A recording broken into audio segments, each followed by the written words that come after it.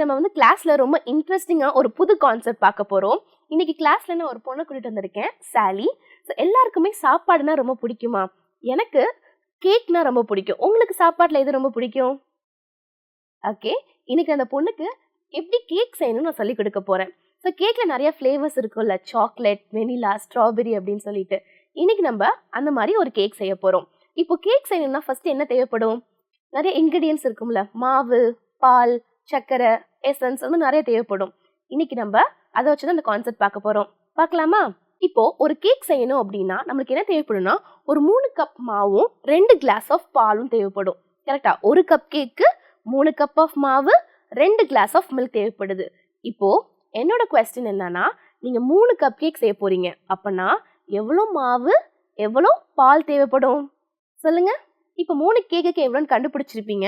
எனக்கு 3 cup cake வேணும் அப்படின்னா எனக்கு 9 கப் ஆஃப் மாவு, 6 கிளாஸ் ஆஃப் பால் தேவைப்படும். Very good. இப்போ நெக்ஸ்ட் பார்த்தீங்க அப்படின்னா, ஒரு பர்த்டே பார்ட்டி நடக்க போகுது. அந்த பர்த்டே பார்ட்டிக்கு எல்லாரும் தன்னோட சிப்ளிங்ஸோட வராங்க. சிப்ளிங்ஸ்னா யாருன்னா கூட பிறந்தவங்க. கரெக்டா? இப்போ ஒரு சிப்ளிங், அதாவது ஒரு ஜோடி, ஒரு பேருக்கு வந்துட்டு ரிட்டன் கிஃப்டா 3 கிஃப்ட் கொடுக்க போறாங்களாமா. சரியா? இப்போ ஒரு பேருக்கு 3 கிஃப்ட்னா அப்ப 10 பேருக்கு எவ்வளவு கிஃப்ட் இருக்கும்? 15க்கு எவ்வளவு இருக்கும்? சூப்பரா கண்டுபிடிச்சிருப்பீங்கன்னு நினைக்கிறேன். இப்போ நான் சொன்ன மாதிரி ஒரு சிப்ளிங்க்கு 3 கிஃப்ட் அப்படின்னா 10க்கு 30, 15 பேருக்கு 45, 20னா 60 கிஃப்ட். இப்போ நெக்ஸ்ட் பார்க்கலாம்.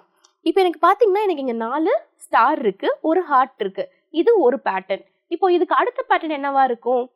இங்க 4 அப்படின்னா இங்க எத்தனை இருக்கும்? எனக்கு 8 ஸ்டார் இருக்கும். எத்தனை ஹார்ட் இருக்கும்? 2 ஹார்ட் இருக்கும். இப்போ இதுக்கு அடுத்த பேட்டர்ன் என்னவா இருக்கும் அப்படின்றத நீங்க கண்டுபிடிங்க. இப்போ நம்ம என்னடா புதுசு புதுசா என்னமோ டிஃப்ரெண்டா பார்த்துட்டு இருந்தோம்னு நினைப்பீங்க. ஃபர்ஸ்ட் நம்ம என்ன பார்த்தோம்? எனக்கு ஒரு கப் கேக் செய்யறதுக்கு எனக்கு எவ்வளவு தேவைப்பட்டுச்சு? 3 கப் ஆஃப் மாவு, 2 கிளாஸ் ஆஃப் பால் தேவைப்பட்டுச்சு. இதே 3 கப் கேக் செய்யணும்னா 9 கப் ஆஃப் மாவு, 6 கிளாஸ் ஆஃப் பால் தேவைப்பட்டது. நெக்ஸ்ட் என்ன பார்த்தோம்? ஒரு பர்த்டே பார்ட்டிக்கு ஒரு பேருக்கு 3 கிஃப்ட் கொடுக்குறாங்கன்னா 10 பேருக்கு 30, 15 பேருக்கு 45ன்னு, அதாவது 3ஆல நம்ம பெருக்கிக்கிட்டோம். அடுத்து என்ன பார்த்தோம்? ஒரு பேட்டர்ன் பார்த்தோம். 4 ஸ்டார், ஒரு ஹார்ட். அடுத்த பேட்டர்ன் என்னவா இருக்கும்? 8 ஸ்டார், 2 ஹார்ட் இருக்கும். இதெல்லாம் என்ன அப்படிங்கறத நீங்க யோசிச்சிருப்பீங்க. இது நம்மளோட டெய்லி லைஃப்ல நம்ம எப்பயுமே யூஸ் பண்றதுதான். இப்போ ஒரு சாக்லேட் 5 ரூபா. 5 சாக்லேட் எவ்வளவா இருக்கும்? Yes, very good, 25. இதெல்லாம் நம்ம டெய்லி லைஃப்ல நம்ம யூஸ் பண்ணிட்டு தான் இருக்கோம். ஆனா அது என்னன்றது நமக்கு தெரியாது. அதை பத்தி தான் இன்னைக்கு நம்ம பார்க்க போறோம். இன்னைக்கு கான்செப்ட் பேர் வந்து ரேஷியோ. தமிழ்ல நம்ம என்னன்னு சொல்லுவோம்? விகிதம் அப்படின்னு சொல்லுவோம். ரேஷியோ நம்ம எப்படி ரெப்ரசென்ட் பண்ணலாம்? இந்த சிம்பிளை ரெப்ரசென்ட் பண்ணலாம். இதை நம்ம என்ன சொல்லுவோம்? இஸ்-டு அப்படின்னு நம்ம சொல்லுவோம். ரேஷியோனால என்ன அப்படின்னா கம்பேர் பண்றது.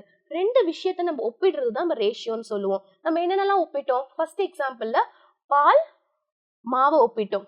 நெக்ஸ்ட் சிப்ளிங்ஸ் அண்ட் கிஃப்ட்டை ஒப்பிட்டோம். அடுத்து என்ன பண்ணோம்? ஹார்ட் அண்ட் ஸ்டாரை ஒப்பிட்டோம். அதே மாதிரி தான் நம்ம பார்க்க போறோம்.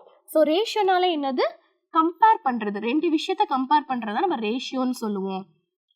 இப்போ நான் 2 ஏதோ எடுத்துக்க போறேன். இதை நான் எப்படி ரெப்ரசென்ட் பண்ணலாம்னா ஏ பி. எனக்கு என்னன்னு தெரியாது, நம்ம சொல்லியிருக்கோம் 2 தெரியாது, நம்ம ஏ பி ஒரு வேரியபிளை ரெப்ரசென்ட் பண்ணலாம்.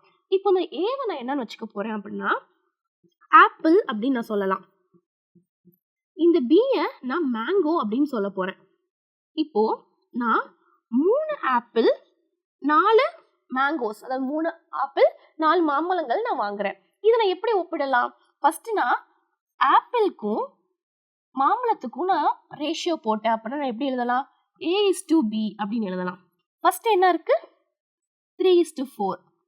இப்போ இதை நான் இப்படி ஒப்பிடுறேன். மாம்பழத்துக்கும் ஆப்பிளுக்கும் நான் ரேஷியோ போட்டா எப்படி எழுதலாம்? B/Aன்னு எழுதலாம். அதை நான் எப்படி எழுதுவேன்? 4/3ன்னு எழுதலாம்.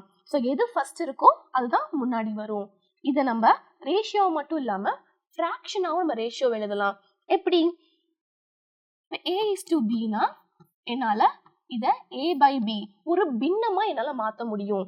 எக்ஸாம்பிள், இப்போ A1:2ன்னு வச்சுக்கோங்களேன். இதை எப்படி பின்னமா, எப்படி ஃப்ராக்ஷனா மாத்தலாம்? என்னால 1/2ன்னு மாத்த முடியும். ஸோ ரேஷியோனா என்னது? 2 விஷயத்த கம்பேர் பண்றது. அது சிம்பிள் என்ன? இஸ்-டு அப்படின்னு சொல்லுவோம். இப்போ A:B ஒரு ரெண்டு விஷயம் நான் ஆப்பிள் மேங்கோ கம்பேர் பண்ணியிருக்கேன். ஸோ ஃபர்ஸ்ட் ஆப்பிள் மேங்கோனா 3:4, மேங்கோ ஆப்பிள்னா 4:3. எது ஃபர்ஸ்ட் வருதோ நம்ம அதை தான் எழுதணும்.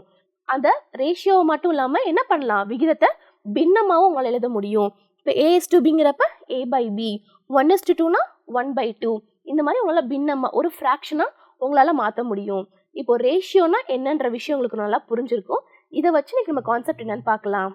இப்போ ஃபர்ஸ்ட் கொஸ்டின் என்னன்னு பார்க்கலாம். So divide 560 kgs in the ratio of 3:4.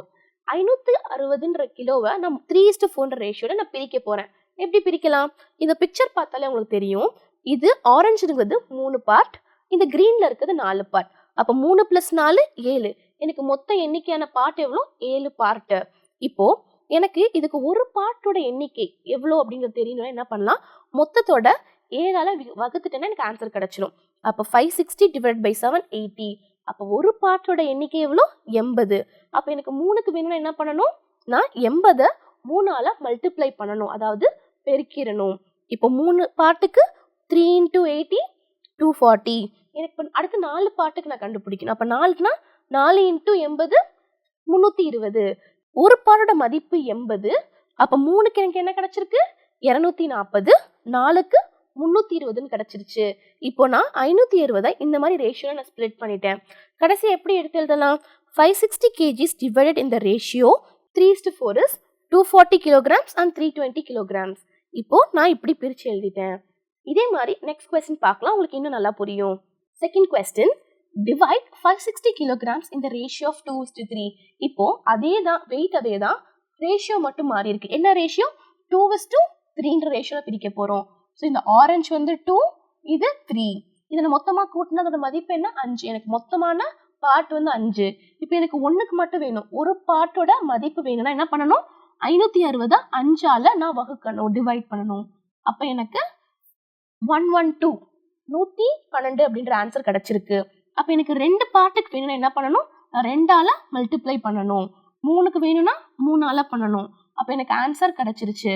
அப்போ 560 நான் 2:3 ரேஷியோவில் நான் பிரிச்சேன்னா எனக்கு கிடைக்கக்கூடிய மதிப்பு 224 336 kgs அப்படின்னு. ஸோ இதுதான் ஸ்ப்ளிட் பண்ணி நம்ம போடுறோம். இந்த country the ratio of left handed people to right handed people is 1:9. ஒரு கண்ட்ரியில், ஒரு ஊரில் என்ன பண்ணுறாங்கன்னா ஒரு ரேஷியோ, ஒரு கம்பேர் பண்ணுறாங்க. லெஃப்ட் ஹேண்டா இடது கையில் எழுதுறவங்க, வலது கையில் எழுதுறவங்கன்ற மாதிரி பிரிக்கிறாங்க. இப்போ அது ரேஷியோ எப்படி இருக்குன்னா 1:9 ரேஷியோவில் இருக்கு. நம்ம என்ன கண்டுபிடிக்கணும்? ரைட் ஹேண்டட் பீப்புள் எவ்வளோ பேர் இருக்காங்க அந்த குரூப்ல அப்படிங்கிறத நம்ம கண்டுபிடிக்க போறோம். நமக்கு ரேஷியோ கொடுத்துட்டாங்க 1:9. இப்போ பார்க்கலாமா? 1:9 அப்படிங்கிறப்ப நம்ம என்ன எழுதுவோம்? மொத்தமான பார்ட் எவ்வளோ? 1 + 9. எனக்கு மொத்த பார்ட் 10 பார்ட்ஸ்னு எனக்கு கிடைச்சிருச்சு. இப்போ நான் எனக்கு என்ன பண்ணணும்? எப்பயும் போல ஒரு பார்ட்டோட மதிப்பு கண்டுபிடிச்சிட்டா எனக்கு நான் 9க்கு நான் ஈஸியாக கண்டுபிடிச்சிருவேன். எனக்கு மொத்த பார்ட்ஸ் வந்து 10ன்னு தெரிஞ்சிருச்சு. இப்போ எனக்கு ஒரு குரூப்ல 600 பேர் இருக்காங்க. நான் என்ன கண்டுபிடிக்கணும்? எவ்வளோ ரைட் ஹேண்டட் பீப்புள் இருக்காங்கிறத கண்டுபிடிக்க போறேன். அப்புறம் என்ன பண்ணலாம்? மொத்தத்தில் அதை டிவைட் பண்ணிட்டா எனக்கு ஒரு பார்ட்டோட மதிப்பு கிடைச்சிடும். அப்போ என்ன பண்ணணும்? 600 ÷ 10. அப்போ 60. அப்போ ஒரு பார்ட்டோட மதிப்பு எவ்வளோ? 60. இப்போ நான் எவ்வளோ கண்டுபிடிக்கணும்? 9 பார்ட்டு கண்டுபிடிக்கணும். அப்போ நான் என்ன பண்ணணும்? 9ஆல இந்த 60 நான் பெருக்கிட்டேன், மல்டிப்ளை பண்ணிட்டேன், எனக்கு அந்த ஆன்சர் கிடைச்சிடும். அப்போ 9 × 60 540. அப்போ நான் கண்டுபிடிச்சிட்டேன். ரைட் ஹேண்டட் பீப்புள் எவ்வளோ பேர் இருக்காங்க? 540 பேர் இருக்காங்க. இப்போ எனக்கு 540ன்ற ஆன்சர் கிடைச்சிருச்சு. அதாவது அந்த குரூப்ல 540 பேர் ரைட் ஹேண்ட் பீப்புள் இருக்காங்கன்றத நம்ம இந்த மாதிரி கண்டுபிடிச்சிருக்கோம். இதே மாதிரி நம்ம நெக்ஸ்ட் கொஸ்டின் ப்ராக்டிஸ் பண்ணலாம். இப்போ இந்த கான்செப்ட் உங்களுக்கு புரிஞ்சிருக்கும். அதை ப்ராக்டிஸ் பண்ணுறதுக்காக உங்களுக்கு ஒரு 3 கொஸ்டின்ஸ் கொடுத்துருக்கோம். இப்போ இதை நீங்கள் சால்வ் பண்ணுங்க. இப்போ நம்ம இந்த கொஸ்டின்ஸ் ப்ராக்டிஸ் பண்ணலாம். இதில் ஃபர்ஸ்ட் கொஸ்டின் நான் சொல்லித்தரேன், அதே மாதிரி தான் மிச்சம் இருக்க கொஸ்டின்ஸ். அதுக்கப்புறம் நீங்கள் ப்ராக்டிஸ் பண்ணுங்க. ₹200 into the ratio 4:6. நமக்கு ரேஷியோ 4:6 கொடுத்துட்டாங்க. நம்ம என்ன பண்ணுவோம்? 4:6 என்ன பண்ணுவோம்? 4 + 6. 4 பார்ட் 6 பார்ட். அப்போ மொத்தமாக நமக்கு எவ்வளோ பார்ட் இருக்கு? 10 பார்ட் இருக்கு. இப்போ இதை நான் ஒரு மதிப்புக்கு நான் பிரிக்க போறேன். அப்புறம் என்ன பண்ணும்? மொத்தத்தில் 10 டிவைட் பண்ணிட்டா எனக்கு ஒரு பார்ட்டோட மதிப்பு கிடைச்சிரும். மொத்தம் எனக்கு எவ்வளோ இருக்கு? 200. 200ல் 10 டிவைட் பண்ண எனக்கு என்ன கிடைக்கும்? 20ன்ற ஆன்சர் கிடைக்கும். அப்போ எனக்கு ஒரு பார்ட்டோட மதிப்பு எவ்வளோ? 20. 1 பார்ட்டோட மதிப்பு என்ன? 20. இப்போ அதுக்கு வந்து என்ன கண்டுபிடிக்கணும்? 4 பார்ட்டுக்கும் 6 பார்ட்டுக்கு நான் கண்டுபிடிக்கணும். என்ன பண்ணலாம்? அப்ப 20 கூட நான் மல்டிப்ளை பண்ணலாம். 4 × 20 6 × 20. அப்ப 4 × 20 எவ்வளோ? 80. 6 × 20 எவ்வளோ வரும்? 120, 120. இப்போ ரேஷியோ என்ன கேட்டிருக்காங்க? 4:6. 4:6னா நம்ம எப்படி எழுதலாம்? 8:120. 80:120 அப்படின்னு. இப்போ இந்த 200 ரூபாயை நான் இந்த மாதிரி நான் ஸ்ப்ளிட் பண்ணியிருக்கேன். ஸோ இது ரொம்ப ஈஸியாக இருந்திருக்கும். இதே மாதிரி மிச்சம் இருக்க கொஸ்டின்ஸை நீங்கள் ப்ராக்டிஸ் பண்ணுங்க. இந்த கொஸ்டின்ஸ்லாம் நம்ம 2 இருக்கிறதுனால 2 பார்ட் ஆட் பண்ணோம். இதில் பார்த்தீங்கன்னா உங்களுக்கு 3 கொடுத்துருக்காங்க. அதில் 3 ஆட் பண்ணி கண்டுபிடிக்க போறீங்க. ஸோ அதே மாதிரி உங்களுக்கு இங்கே கொஸ்டின்ஸ் இருக்குது, ஏயா பியான்னு கண்டுபிடிக்கிற மாதிரி. ஸோ கொஸ்டின்ஸ் ரீட் பண்ணி எந்த ஆப்ஷன் கரெக்டாக இருக்குன்றதை மார்க் பண்ணுங்க. ஸோ உங்களுக்கு ரேஷியோனா என்னன்னு புரிஞ்சிருக்கும். ரேஷியோனா என்னது? விகிதம். 2 விஷயத்தை கம்பேர் பண்ணுறது. ஸோ இந்த கான்செப்ட் உங்களுக்கு புரிஞ்சிருக்கும். ரொம்ப இன்ட்ரெஸ்டிங்காக இருந்திருக்குன்னு நினைக்கிறேன். இதே மாதிரி நெக்ஸ்ட் கிளாஸில் மீட் பண்ணலாம். தேங்க்யூ.